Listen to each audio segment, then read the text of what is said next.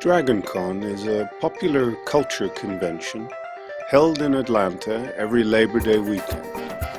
Around 30,000 people attend, many of them in costume. Almost anything is fair game. Klingons, vampires, Jedi Knights, fairies, hobbits, zombies, belly dancers, robots, angels, demons, and even Christians. Among the many strange creatures you will find at this convention are a group of Christians who have marched in the parade, and they run a table in the lobby. At the 2009 convention, I asked a couple of them to explain what they were about.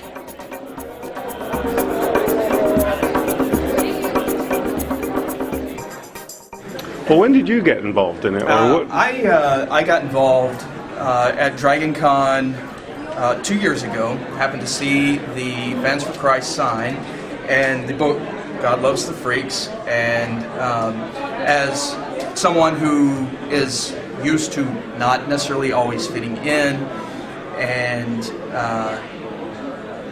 seeing the prejudice that comes from the average person in the church, this was something that really called out to me, and I started talking to the guys there and found out what they are about, and found a place where I can discuss trivial things about my latest favorite TV show or episode, or deeply spiritual matters, or just what's going on in my life. What sort of reactions do you get from just people passing by? Reactions that we get are varied. A lot of people are just kind of interested. Hey, are you guys for real? A lot of people are relieved that they can find a place where they can not feel like they have to hide one side or the other of themselves, hide their Christian side around their more geeky friends, or hide their geeky side from their church friends. What we started out as, Steve Weiss, the one who wrote God Loves the Freaks, he started this group about 6 years ago.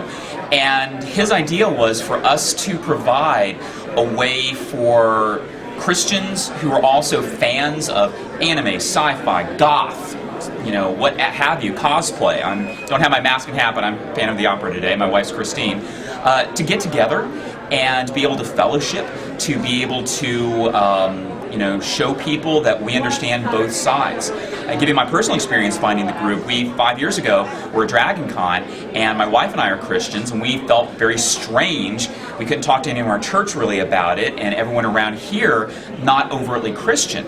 We came by, we saw the Fans for Christ banner, and our first thing was, okay, I hope they're not mocking us, and then went over and talked to them, and it's like, Christian geeks, people who get us. How do you respond when, there have been some, I don't know if this is typical Christian or just some Christians who have said, you shouldn't read Harry Potter because it promotes magic and that kind of stuff. Correct.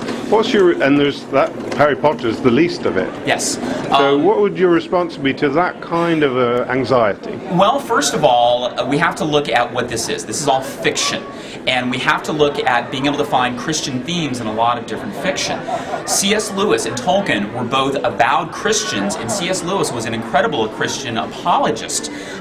Yet he wrote both fantasy and science fiction. Harry Potter doesn't teach anyone to do magic or to have magical attitudes or to learn paganism any more than Lewis and Tolkien does.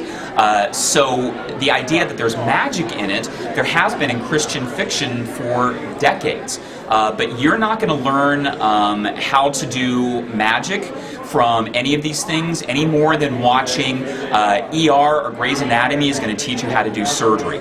There are some things that probably are Satanistic, or at least things that we as Christians don't feel comfortable participating in.